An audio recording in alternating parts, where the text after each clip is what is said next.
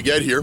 Due to popular demand, I am bringing you a video today about oiling guns and greasing guns and how much lubrication you should use. Throughout the years, if I've had my YouTube channel, I've made videos. People have said I don't use too little oil. Most people like to rag on me and say I use too much oil. And I wanted to explain the reason I oil on the heavier side. But as you can see, if you look behind me, this is salt water. This is in eastern Long Island. We have snow here, we have salt, we have a lot of wind today. We're out of the wind, we're out of the cold. Got my little heater going over there. So here we go, folks. We're inside here, my garage. This is my gun cleaning, my reloading area over there. You know, have a bunch of videos here in the past. We're just gonna go over just some common firearm types and the lubes I use on them. First, we got my Smith & Wesson. This is a 686 357 Magnum revolver. This revolver sees a lot of action up north where it's cold. Also, since it's a revolver and 357 Magnums are heavy to shoot, they're not killers, but they are on the big side. And the most I usually shoot with this gun is a box of ammo. Sometimes I shoot less, usually around 50 rounds, so it doesn't see too much use. I just hit this with Rem oil, and Rem oil is basically a very light oil with some Teflon in it. That's basically all it is. So it gives a gun, you know, a little bit of rust prevention. It gives a little lubricanticity, but not a ton. But I think this is fine for revolvers that operate in cold. The other reason this is good is this won't gum up either. So in a cold environment where you don't want a grease or some sort of an oil to get real hard and sticky and stop the action of a gun from working, this is an excellent choice right there, and still give it some corrosion resistance. Let's take something like this Beretta 92FS, and this is a gun that's the review is coming for this, and I've already got the compact version, but this is the Inox right there. Beautiful handgun right there. This gun I use a little thicker. I basically give that gun a whole coat of Rem oil. I'll also put a little bit of CLP on some of the lugs and the barrels, and maybe a little Molly lube, little gun grease right there, just on some of the lugs down there in the slide mechanism, because usually a 9mm like this gun is common whenever I take it out shooting, that you're going to shoot at least 100, 200, 300, 400, 500 rounds through this thing in one outing. And it's going to see just a lot of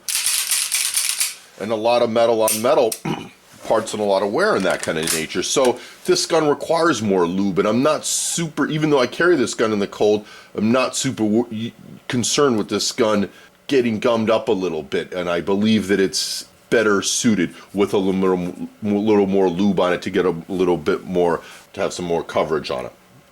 Let's go over a gun like this. If you can see the action on this, you can see it. This is my Henry. I got the review coming in. This is a 44 Magnum. This gun right here, I'm kind of just using in Vermont. I've taken it to the range a few times. Because of the action, there's definitely some heavy moving metal parts in here. I'm running CLP on the bolt mechanism in here. Just because I think there's a lot of metal on metal in there. It's still new, it's still breaking in, and I just think that's a good choice for it. Also because it's blued and it's just got a gorgeous finish on it. I wipe this whole gun down with CLP, and then I wipe it off so there's just a little bit more of a coating than Rem oil. And because there's definitely some metal on metal. But I also give the Rem oil a shot in, the whole trigger mechanism, but there's CLP in that also. So let's go towards my hunting gun. This is one of my main hunting guns right here. This is my Remington 870, and this gun, as you saw from the introduction of my video, sees a ton. This gun has been coated in frozen salt water, but this gun gets a full douse of CLP right there and just gets hosed down in there, and I kind of wipe the bulk of it off, but this gun has so much CLP on it, if you put your hand on it, it's going to be a little greasy with CLP. People give me so much garbage for how much lube I put on it, but now you understand why I lube my firearms the way they do, and I like them to last. And this gun right now is probably at least 5 or 6 years old, and this thing goes hunting all the time. And there's just a couple light things, the lightest things of surface rust on that thing, and I don't have a good example of it, would be an AR-15, a semi-automatic gas gun or gas rifle. Those guns usually see a lot of rounds. Whenever I break out my AR, it sees hundreds upon hundreds of rounds. It's not like this where I can break it out and shoot it 25, 50 times and I'm happy. They are easy day for it's 100 rounds, but usually it's 2, 3, 4, 500 rounds of 5.56. So I believe in grease, and usually I'll put this right on there, little choke grease, maybe even a little Molly lube on just on the locking lugs.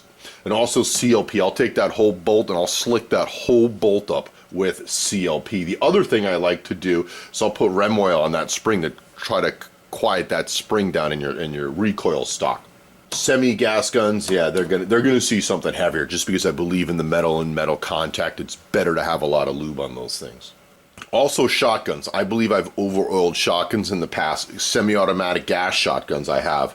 Because of how I was using them in saltwater marine environments for hunting, I believe that it was necessary. And a lot of people have gotten on me for, I have a recent comment on my Smith & Wesson 1000 reassembly, disassembly video that I use way too much oil on the gas stuff, and it only needed, some rings needed no oil, but hey, it's the environment I'm using it. I'd rather have the gun last. I'd rather have a little oil and not function with cheap target loads and just run hunting stuff. That's fine with me.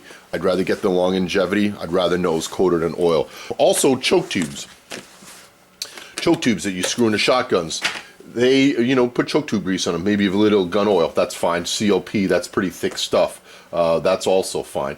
Another oil I'm going to give credit to is Ballistol. This Hickok 45 uses this stuff. This is great stuff, and this is all natural. This is all eco-friendly, skin-safe, no carcinogens. This is great oil right here, and this goes along a little thicker too. It's got a very unique smell to it. Yeah, it goes on thicker, and this is definitely a fine protectant right there. Maybe if children are around or pets are around, use a little bit more of this. Oh, let's talk about one more thing, magazines. I even lube magazines. Magazines I hit with rem oil because I don't want to get the cartridges. I don't want to have oil going on cartridges when they're getting fed into the barrel. That probably, would cause for malfunctions. But taking apart and lubing magazines with rem oil because it leaves a Teflon coating on these things and makes them super slick. And it's going to slow down rust on these things, even though this is a stainless one. But steel mags, it'll slow down rust, and I think it improves feeding. It improves that spring sliding up and down when there's Teflon all over these things. So I love lubing my mags with rem oil. I'm a big fan of this stuff. All of these products right here, I have a few others that I've used. I'm a big fan of rem oil, CLP, Ballistol, that choke tube grease, just a regular little gun oil right there. And then a little molly grease right there. And this is important. This is kind of like assembly lube. When you first buy a pistol, you get a Glock, you see the little pink lube in there. And that's basically what this kind of molly lube is. This is really thick stuff. But this stuff will definitely get, much thicker and very difficult to work with in a cold environment. Also, depending on what kind of the world you're from, if you live in Florida and you live in the Everglades, you're in a very humid, hot, damp environment, but probably no salt. How do you lube your firearms down there? If you live in Arizona, you live in New Mexico, in the desert, where it doesn't get to be freezing, there's no salt water, it's dry, you probably deal with a little bit of dust. How do you lube your firearms? I'd probably go a lot lighter on the lube than I use.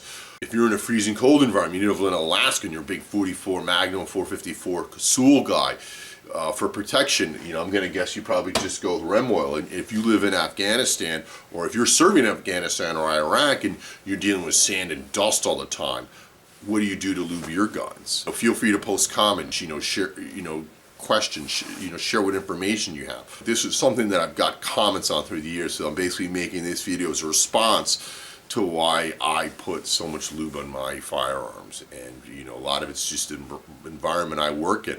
I also work in the marine environment, and if you don't lube stuff in the marine environment, salt water, you will lose the battle to corrosion. Eventually you always lose, but you can prolong the life of your stuff that you spend your money on by putting lubrication on there and taking care of it.